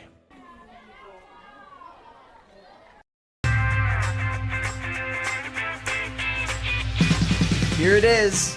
This is where my passion is my major. With more than 80 areas of study, dozens of clubs and activities to choose from, and advisors who ask the right questions and offer support, it's easy to be you at Iowa Western. Bottom of the sixth, just about ready to get underway. 4, 5, 6. Due up in the batting order for Shenandoah. That would be Yale, Fouch, and Shabam. Sounds like runs to me. It's a lot of juniors. Yeah, sounds like runs. A lot of juniors. That is. We got a couple Mustang mentors in the group, That's so three you of know the what? four They're going to come juniors in the yeah, starting they're going lineup. to come through with a couple runs here. Those Mustang mentors showing out for the young people of Shenandoah here. Not as much speed in this middle third of the order as the top third of the order. A little more pop, though. But you got a little more pop. Yeah. Yale, first pitch, behind it. Got kind of jammed a little bit off the thumbs. So 0-1 from Wasteny to Yale, who did a really good job, Wasteny did, coming in the fifth inning, top of the order and shutting it down. Yeah, good swing there for Nevada, just a little bit behind. Just want to quicken that thing up, and she's got the pop to drive one out of here tonight. 0-1 misses up and away, so 1 ball and 1 strike to the backstop for Shenandoah. It's had a good night back there. Both catchers have thrown a runner out at second base tonight. And again, just kind of getting tied up there. Yeah, got a little jammed on that one. Got the hands. The pitch maybe got up and in on her just a little bit, and you could kind of see with the follow through, kind of everything was brought right into the body. A little jam sandwich. 1 ball, 2 strikes. That misses up and away. So I like the east-west movement by Wasteny, right? First pitch was way in, second way out, third way back in. So maybe she goes back in here on 2-2. Yeah, no, got to love that move-in spots. She tried to go upstairs and went a little too far upstairs. We are full. Yeah, so you got your action pitch here, and this will be a big spot here for Shenandoah. Get somebody on base. Start off the inning either with a hit or a walk. Full count offering is a strike. 3 called. So great job of coming back in that at-bat. Gets the strikeout out number 1, brings up Kylie Fouch. Fouch is 0 for 2 on the night, but does have an RBI in her last at-bat with the fielder's choice to shortstop.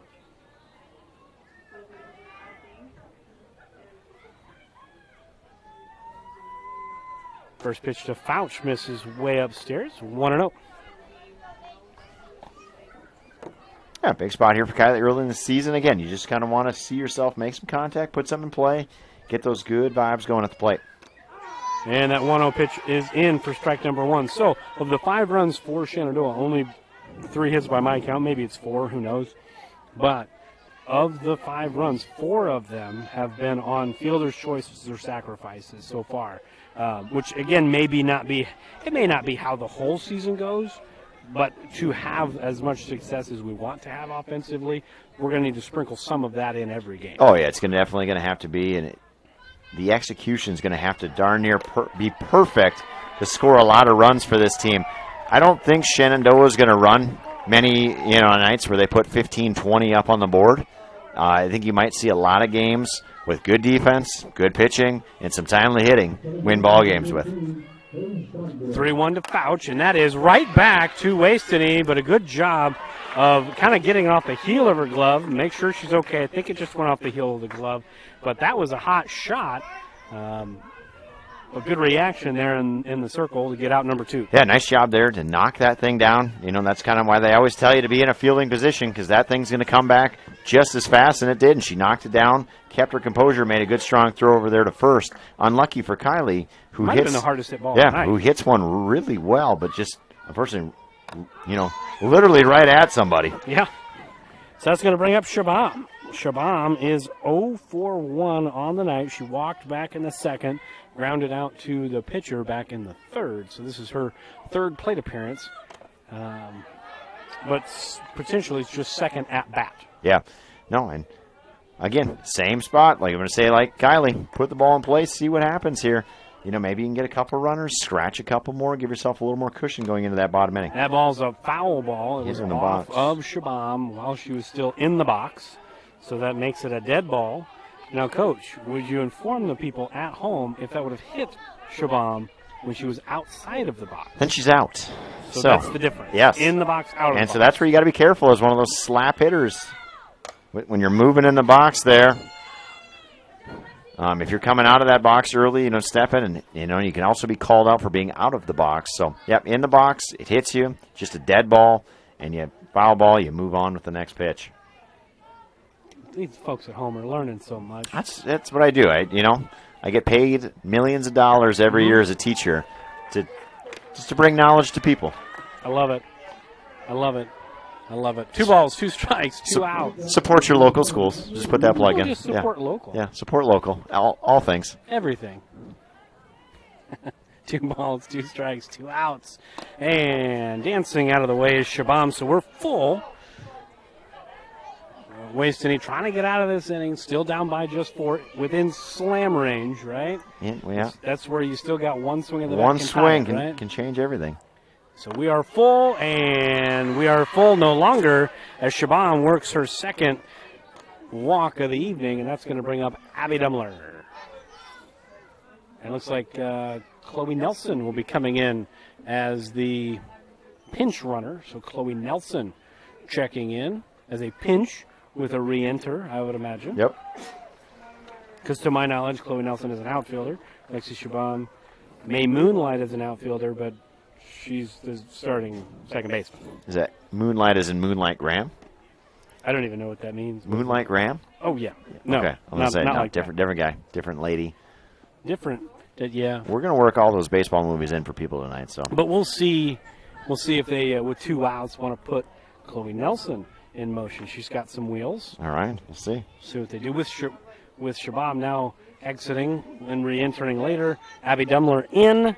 Dumler 0 for 1. She walked her last time, put up a pretty good at bat, but it was against a different pitcher. Yep. No, so you're kind of getting that first look here, so it'd be interesting to see. Never a bad idea to take one pitch, kind of see what she's bringing, and then get a good cut in here. You've got your base runner on. You want to get that extra cushion. Getting a healthy lead there, Chloe is. That secondary, she's going to have to be a little bit careful as... You get far enough away, if they throw it down, you're pretty much there. Yeah, you can. It's one of those things. It's a catch-22. If they throw it behind you and you come back, you're done. But you might as well just keep going at that point. 1-1. That's that. 1-1 is called strike, and the throw behind the runner by Nickel is not in time. Nickel and I had the same thought on that one. You're going to get that couple extra steps. You're not going to be there much longer.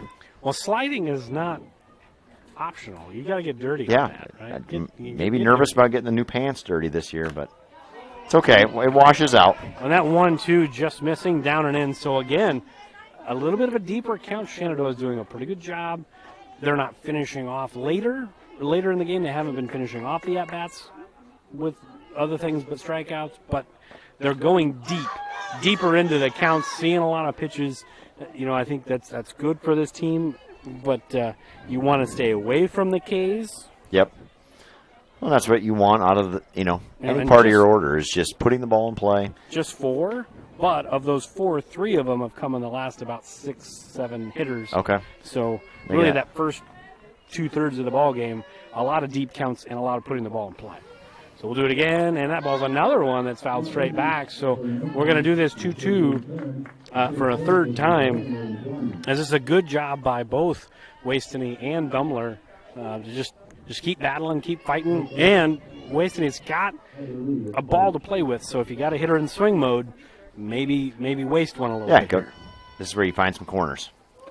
It's got to look pretty good, though. So good job by Dumler to lay off. And we're full, which means Nelson should be on the move. Yeah, now we really have got an action pitch. The runner's in motion. Something's going to happen here at the plate. So let's see what happens on this pitch. 3-2 offering is popped up into foul territory behind first base, and that will land harmlessly on the grass, and we'll do it again. And grass, I might add, which is not nearly as thick as the turf Yeah, at Harrisburg. I haven't been able to see. I've been kind of keeping an eye on the baseball game as we talked last week. The grass was so thick, I mean, you could barely hit the ball through it. I mean, you could have lost a small child in the infield last week. Full count offering again. Good effort over there at third base by Kinley still, but it will be another two-strike offering that Dumler's going to have to either fight off or win. Really good battle here. And Dumler's done a really nice job in this at-bat, seeing pitches, fouling them off, being ready to hit, not just looking for a walk in this situation, but trying to get herself a hit. Payoff pitch again, and that misses upstairs. So Dumler wins the battle. Really good plate appearance for the sophomore. That's going to bring up Bebout, which it looks like maybe we're going to have a pinch. So that will. Can you re-enter again? Or would this move Burdorf then to. We'll figure all that out.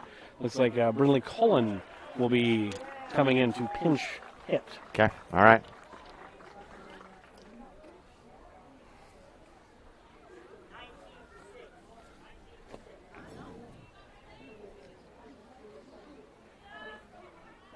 So Cullen stepping in a 5-1 ball game with 2 outs here in the bottom of the 6th. A base hit with Nelson out there is probably going to get 1 in, right? You find a gapper, you're going to get 2.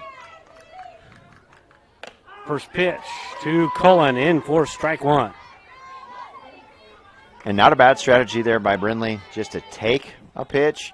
You know, you got a little bit of nerves. You're a young player in here, you know, your first ever varsity at bat. And has done a nice job. Just stepping in, not offering at that high second pitch. So 1-1 the count to Cullen. The 1-1 offering in for strike number 2. All right, so now you got to protect the 2, shorten up. You can't take that big, long swing. You got to be ready to hit up there right now. You're up there for a reason, and it's not to stand there and watch. So 1 ball, 2 strikes to Cullen. Is foul. There we go. So hanging around. Yep, and that's what she needed. You get that first swing, and you actually hit something. Okay, maybe I've got the timing here a little bit, but now you got to be wary. Is she going to drop something off speed? Now that she's seen that, maybe you're on that fastball a little bit, will be interesting to see. Or if she's going to go back, like we love that elevated strike here. And another 1-2 pitch foul straight back. So we'll do it again at 1 ball and 2 strikes. Yeah, so nice job again. Later hitters in the lineup here for the Phillies doing a nice job at the plate, seeing pitches, following pitches off, and putting up good battles. 2-strike offering one more time. That is fouled our way. Heads up. Nice catch, Coach. I had the hands ready. I know. It was close. I know. She's got to straighten that thing out. My hands were ready. She's coming. That's 3 straight foul balls, 3 straight swings. It's kind of like I said with Dumler. If you elevate something, you waste one. We'll see what happens here. There's your elevation, but good job by Cullen to lay off. That was a perfect pitch right there. As a pitcher, you want to see him offer at it, but that's exactly what you want to put it right there. You bring that thing up. Yep. She laid off it, didn't go chasing it. 2-2 offering to Cullen is in the dirt. So we are full yet again. Another deep count for Waystony as Cullen trying to work a walk or get a hit, extend this inning, and let Cassidy Stevens come to the plate as she's on deck. Yeah, done a nice job battling here. Full count. Full count offering, and she works the walk. So bases are now loaded for the number 9 hitter, a slapper, Cassidy Stevens, with a now a circle visit. A circle visit.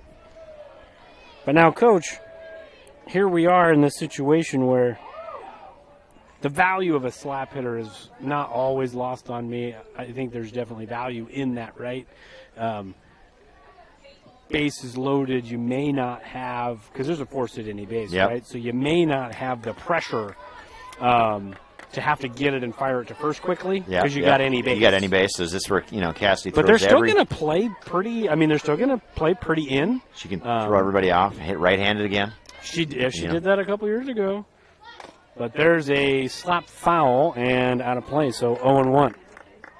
Well, my thought on that would be like you just kind of want to dump one right over the third, which is easier said than done. There's not a lot of space in between the shortstop if you're coming home, if you're charging, you just flip it home. Yeah. Step on the bag. Is that where you try to almost pull this one with you down the first base line?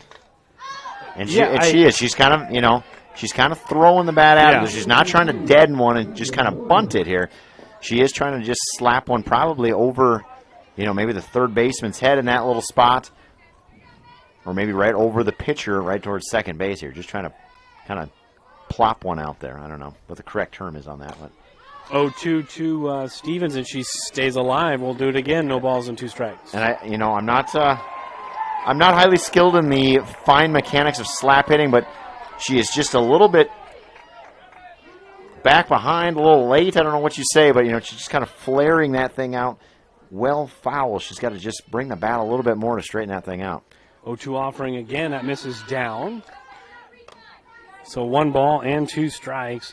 I think one thing that you are leery of, as a coach or a spectator, you're behind. You don't want to have to speed up and then get a changeup dropped on you. But nevertheless, that'll end the inning. So strikeout there, and a really good job by Mount Air to escape with no damage. And stressful, but nothing on the board for Shenandoah. We go to the top of the 7th. Last chance for the Raiderettes, down by 4.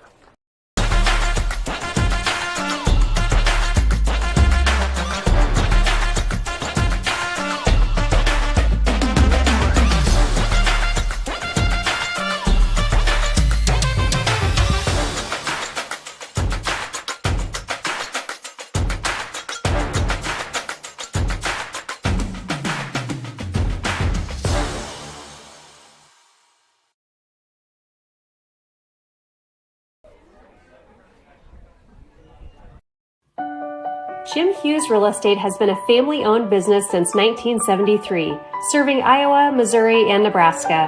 Our experienced sales staff is eager to work for you. We look forward to offering you the best in personal service to meet all of your real estate needs, including residential, commercial, land, new construction, and auction services. Visit our website at jimhughesrealestate.com. Our website is updated daily. That's jimhughesrealestate.com.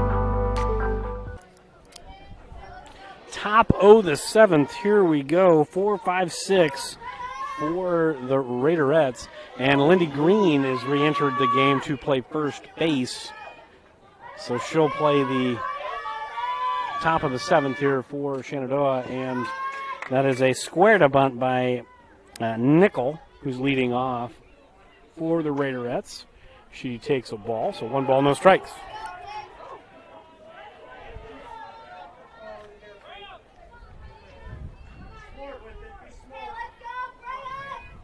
One and 0 is down in the dirt. 2 balls, no strikes.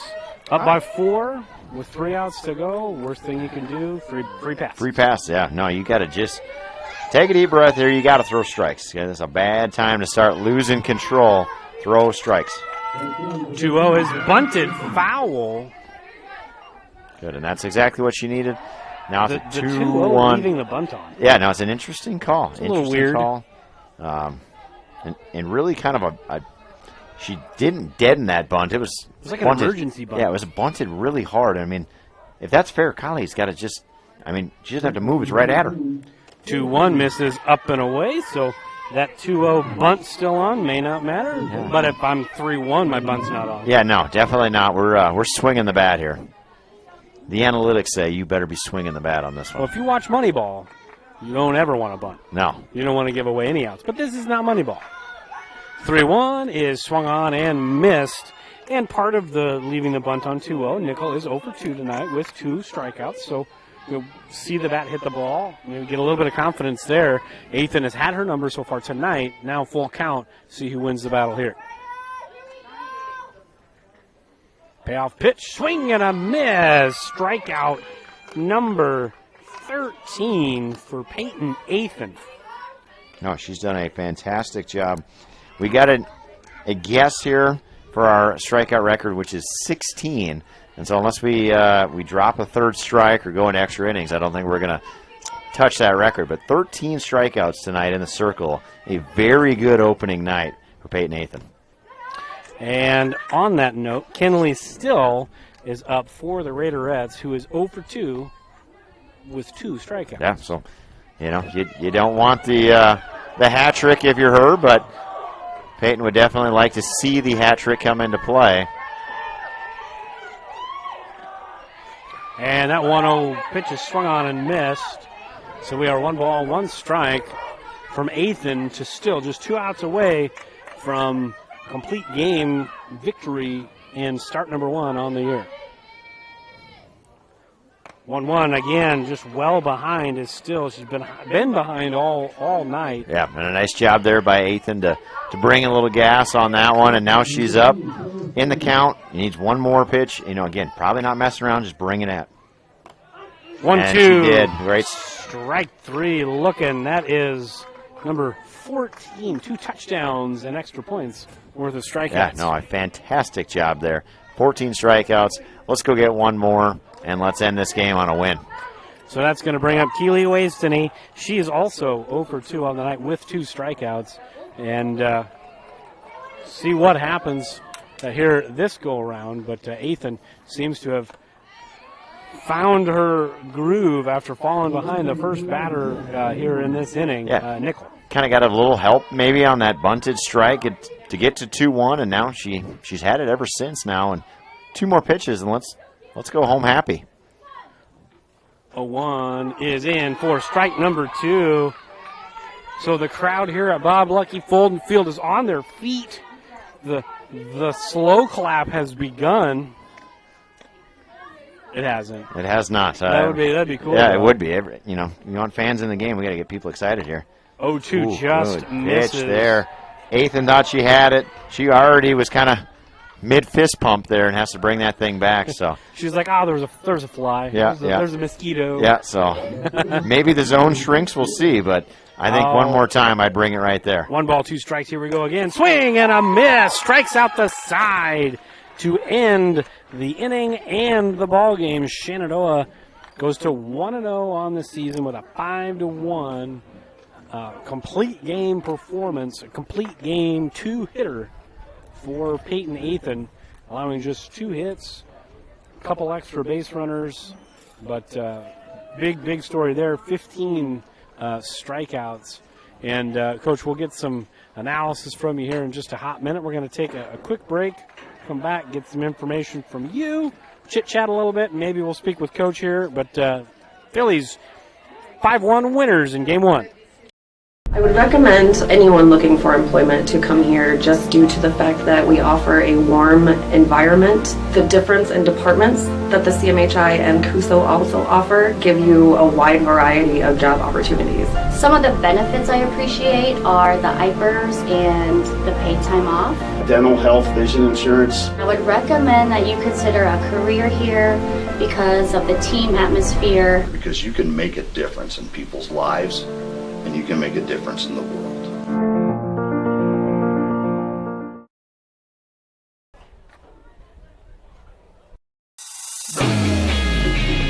Welcome to your exclusive presentation of Shenandoah Athletics on Fuller Digital Solutions. Now we begin our live coverage and hope you enjoy the broadcast.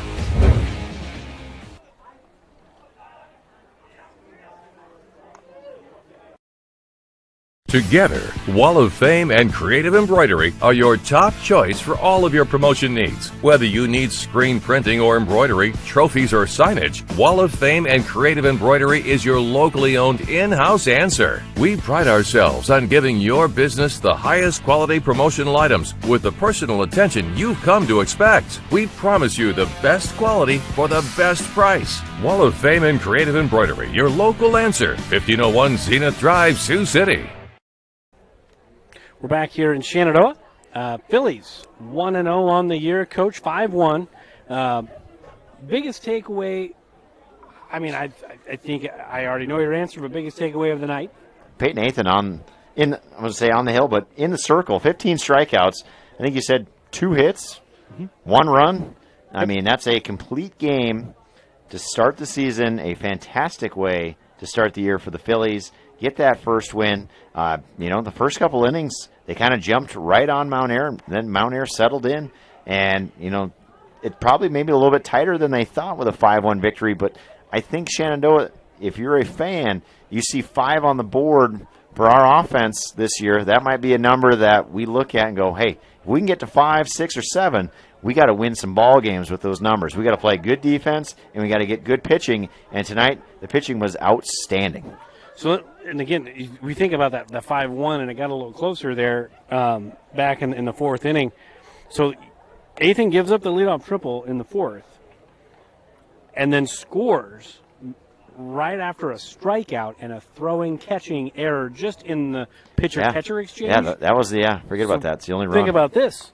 2nd and 3rd out of that inning, strikeout. Yeah. No. So if we don't have that snafu there, that just loss of focus for just that split second, it's 5-0, and she's working on a complete game shutout. I know, and that's the difference. And I'm sure Coach will think about that later. Coach Burdorf will talk maybe about that.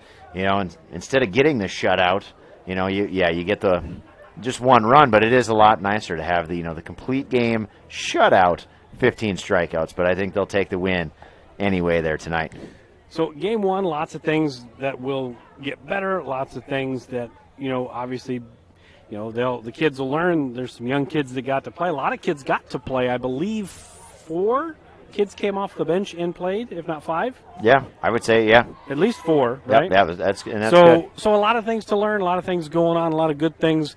If there was one thing, Coach, that maybe you would say, hey, this is something, maybe area of focus, not bad necessarily, but just an area of focus. What might that be? It's definitely going to have to be with the offense. As we talked about, probably the 3 top hitters are the ones that are getting on base, scoring the runs. And if those 3 aren't doing the table setting, the bottom of the order is going to have to pick it up a little bit. You've got kind of 2 slap hitters there at the bottom. If those slap hitters can start putting the ball in play, getting on base, they've got good speed. And that's going to be the difference here. If Shenandoah is going to have an above 500 record, or if they're going to be below 500, is what is the offense going to bring night in and night out? It's like Shaquille O'Neal says, sometimes it's about the others. Yeah, absolutely, right? yeah. I like that. But we're going to take about 60-second break, maybe a little longer. Coach Burdorf's on his way up. We'll be back here in just a minute with the coaches' comments. This very moment, a board-certified surgeon specializing in female pelvic medicine and reconstructive surgery is scrubbing up in a newly remodeled surgical center full of the latest technology to give a woman a chance to take back control over her body. It will take less than an hour. There will be minimal recovery time, and afterwards, she'll start to feel normal again. These are the things that happen here every day. The new surgical center at Shenandoah Medical Center. Your health is our mission.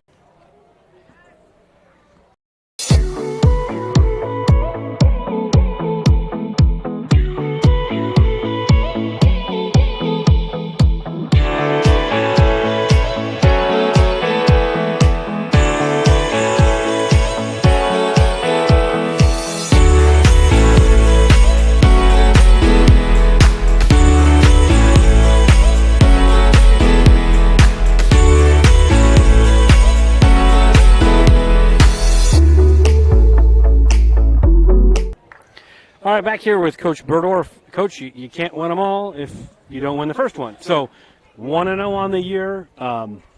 Maybe not what fans were thinking, but maybe what you were thinking or what I was thinking. This was kind of maybe the way you picture having to win this year, and this was a pretty good maybe microcosm of that. Yeah, absolutely. We just talked about that after the game was over. We talked about how ultimately the way we're going to win is going station to station, using our speed to our advantage, stealing some bases, putting people in motion, and then being able to go to 2 bases on a base hit. We don't have a lot of girls that are going to hit it to the fence, so we're going to have to be able to move people around by getting the ball in play. Ultimately, we have 3 slappers that have to get the ball on the ground and give themselves a chance to get on base, and the rest of the lineup just has to run fast.